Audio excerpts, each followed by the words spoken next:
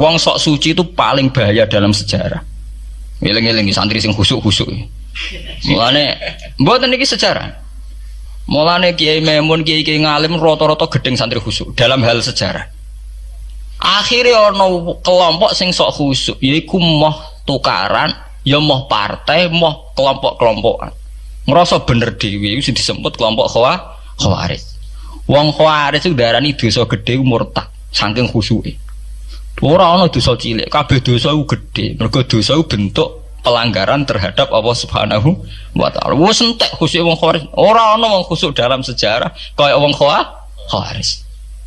Tapi saking khusuke duwe akibat Ali ya darani salah, Muawiyah ya darani salah. Ya kaya wong saiki.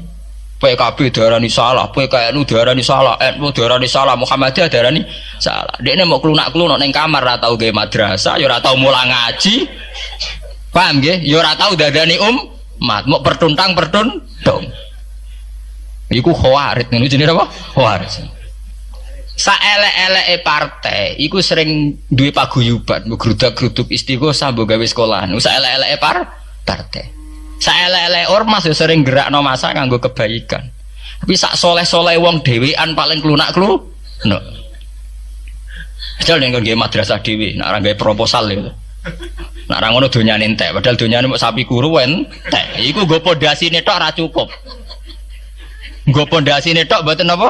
Cukup. Wis wong soleh paling apik sak donya, umpama niat gawe masjid lho. Ndadekno pondasine tok tanpa gretok ora ngarah cukup. Ada sing rapati soleh lewat partai proposal sana sini masjidnya jadi mewah boko duit subhat boko haram mbak abang mbak ijo bos. Akhirnya wong Khawarij gawe satu kelompok sing ngalalno darai Ali yang ngalalno darai Muawiyah. Akhirnya matek dipateni wong Khawarij.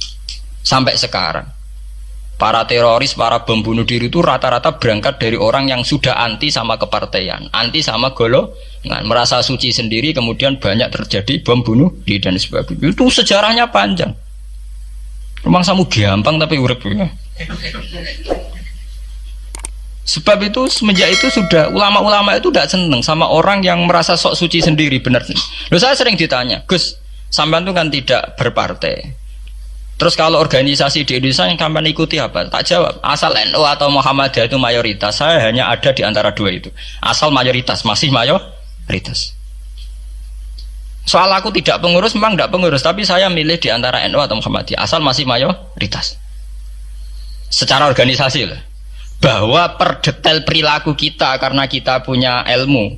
Ya mungkin kita punya keekhasan sesuai kapasitas masing. Tapi kita harus milih salah satu NU atau Muhammadiyah. Karena ya Nabi sering pesan bahirul muslimin wa man sadza fin nar alaikum bil jamaah fa inna yadawahi ma'al jamaah wa man sadza fin nar. Kamu harus ikut kelompok mayoritas. Kamu enggak boleh hidup sendiri. Wa man sadza fin nar, yang merasa benar sendiri masuk neraka. Ya karena itu tadi ada madrasah karena dibikin kelompok NU. Nanti ada sekolahan modern yang menjadi izzatil Islam wal muslimin melawan wong Kristen atau wong fasik, ya sekolahan Muhammadiyah. Ngerono madrasah, ono turutan, ono agar penceng, jasane wong ono sekolahan sing iso bersaing mbek non muslim wae Muhammadiyah. Ya itu saja kita. Karena kalau tidak direduksi begini, kita akan ikut kelompok-kelompok kecil yang merasa benar sendiri. Misalnya kelompok-kelompok yang kecil-kecil sing aneh-aneh. Itu kan mereka lebih orisinil. Tapi saat orisinil kelompok kecil itu luwih ngeri. Misalnya kayak kemarin ada kelompok An-Nazir. An-Nazir mungkin dia bisa ngepas no dawe Nabi yang sing rambutnya diping nih loh, sing tenggene japos bodone beda mek bodo kita. Saya tuh pernah melihat di Metro, ini cerita intelektual, pernah lihat di Metro wawancaranya ketua Jamaah An-Nazir. Itu dalam banyak hal memang mereka ingin memiripkan sama Nabi. Misalnya rambut dipilok diping. Dalam sejarah sampean takok ahli hadis, memang Nabi Sayyidina Abu Bakar tuh rambutnya apa di apa itu disemir.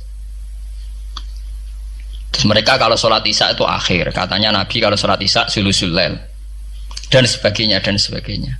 Tapi apa sisi yang dari itu terus kemudian merasa persis Nabi? Wong Nabi itu macam-macam. Beliau hidup itu berapa tahun? 23 tahun. Semenjak beliau jadi Nabi itu ngalami kenabian pinten 23 tahun. Dan itu punya ikhwal-ikhwal yang rawan ada nasah mansuh. Seperti sekarang di Pondok Indramayu, di mana-mana ada satu kelompok yang nganggep kehidupan sekarang itu adalah periode Makkiyah. Periode Makkiyah itu satu periode yang dimana sholat wajib rapati wajib, zina rapati haram, nyabu rapati. Ya ada kelompok-kelompok di kota-kota begitu. Di kota-kota juga banyak orang yang sama orang zina itu biasa, sama orang nyabu biasa. Mereka sendiri tetap mengharamkan zina, tapi nggak perlu dilawan. Sehingga polemik ketika FPI begitu, ada yang mengatakan periode sekarang itu mirip Makkiyah, di mana kemungkaran nggak perlu dilawan, yaitu bil hikmati wal mau'izatil hasanah. Ada orang yang menafsirkan Islam sekarang itu sudah periode Madaniyah, sehingga kemungkaran harus dilawan. Yang kayak FPI itu yang anggap sekarang sudah periode Madaniyah. Lah itu kan artinya begini, semua itu toh mengklaim mirip-mirip niru Kanjeng Nabi. Masalahnya semua itu juga ngeklaim mirip-mirip niru Kanjeng Nabi. Nah, terus kemudian ini cerita Malik ahli sunnah. Kemudian sejarah memanjang. Sausi Ali bin Muawiyah keok, Sayyidina Ali keok di putra Sayyid Husain. Sayyid Husain kon ngakoni pemerintahane Yazid teng Syam. Sayyid Husain boten kersa. Idzan al mautu khairun li. Kalau begitu lebih baik mati. Terus dibantai teng Karbala. Bonus. Ketika dibantai di Karbala malah melahirkan trauma lagi. Wong Islam sing model tipikal Sunni tetap melok Yazid. Tipikal Sunni bukan Sunni, tipikal Sunni. Artinya melok Yazid wes ora usah dituntut dendam, malah ra ono bare. Akhirnya gak dendam. Kelompok Syiah iku apa-apaanan, putune Nabi kapundhut kok dingin-dingin saja. Kudu ono revolusi, akhirnya revolusi. Sing nglahirno kelompok Syiah kanthi sak mangke.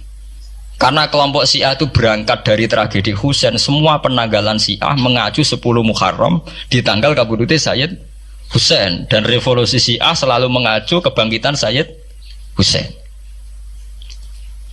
Lah ahli sunnah mulai dulu karena melihat fenomena sing macam-macam wis pokoke kaya wong Indonesia iki. Tenan mboten derek-derek iku mulai dhisik. Mohon begitu terus sejarah sampai lahirnya sejarah intelektual. Nah sejarah intelektual sejarah paling nakalan, jadi mohon resiko terus ujuk-ujuk jadi sejarah intelektual, yaitu yang diikuti kados Mbah Hasyim Asy'ari, Mbah Fadl, ulama-ulama. Terus wonten panduan ahli sunnah secara gampang. Artinya secara gampang begini, ahli sunnah itu siapa? Orang yang dalam bermadzhab fikih mengikuti ahadul madzahib al-arba'ah. Orang yang dalam ilmu kalam mengikuti Abu Musa al-Asy'ari atau Abul Hasan al-Maturidi. Orang yang dalam tasawuf mengikuti Imam Junaid, Abul Qasim al-Junaidi atau Syekh Abdul Qadir al-Jilani. Ya begitu. Tapi kan mereka-mereka yang jadi panutan kita kan orang yang baru datang kemarin. Masa sahabat sabarani ahli sunnah? Tabiin, masa tabiin pengikut Abu Musa al-Asy'ari? Dhisik endi tabiin Abu Musa al-Asy'ari? Masa Sayyidina Umar pengikut Imam Syafi'i? Wong dhisik Sayyidina Umar. Nah itu jenenge pembakuan sejarah secara intelektual. Artinya karena mendefinisikan ahli sunnah itu kangelan. Sebabnya ahli sunnah itu wong sing ciri utamanya itu Syafi'i atau Maliki atau Hanafi. Dalam akidah anut Asy'ari atau Matu, ya hanya begitu saja. Ya sesuai secara kultural kalau di Indonesia ditarif ahli sunnah sapa ya nara NU ya Muhammadiyah. Karena Wahabi itu klaim ahli sunnah, sama jangan salah paham. Wahabi sendiri itu menurut konvensi internasional itu masih ahli sunnah. Yeah. Dalam seminar-seminar OKI sedunia Wahabi itu masih kategori ahli sunnah. Muhammadiyah termasuk masih kategori ahli sunnah. Tapi kemudian ahli sunnah direduksi lagi. Ahli sunnah iso apa? Yang sarungan ketunan kunak-kunak ya napa? Ahli sunnah. Nah, repot kan? Akhirnya secara global digawe takrif ahli sunnah itu sapa? Sing ora jelas sikape. Lah anak Syiah sing wani Amerika, takrif itu berkembang terus. Wah, kebetulan Syiah diwakili oleh Iran, mulai dhisik ciri utamane Iran wani Amerika. Enggak dong, Iran nate dipresideni Shah Iran. Shah Iran itu Pahlavi bonekane Amerika.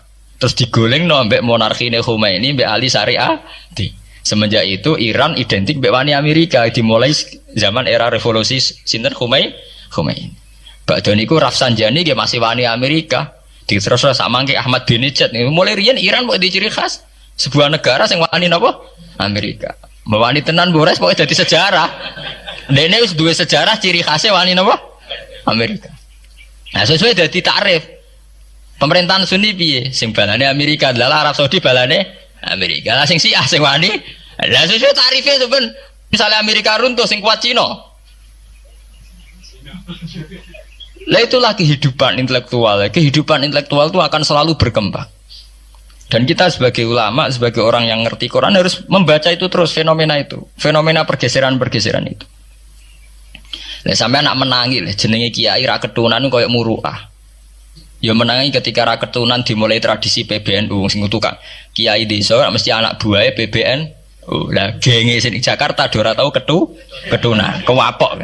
Lah takano Mbah Sagur, jenenge riyen kiai jajar wong wedok UF. Suwe-suwe wala-wali zaman ketuane kiai rak PBNU.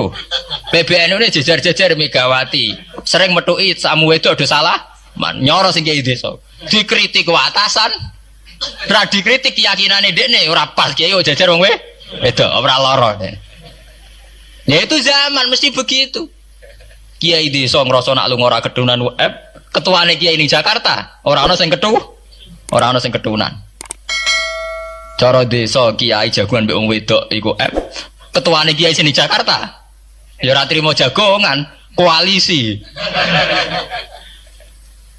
Yaitu kehidupan intelektual. Kita harus lapang dada berani membaca itu. Itu fakta. Kowe ora usah dadi khawarit karena kecewa terus dadi napa? Khawarit. Kecewa Pak Hasyim Asy'ari, kecewa Gus Dur terus dadi khawarit klunak-klunuk mbek gremang-grem. Tidak bisa. Kita harus gentleman sesuai dawuh Nabi ilzamu jamaahirul muslimin wa man sadda finnar alaikum bil jamaah fa inna yadawu ma'al jamaah wa man sadda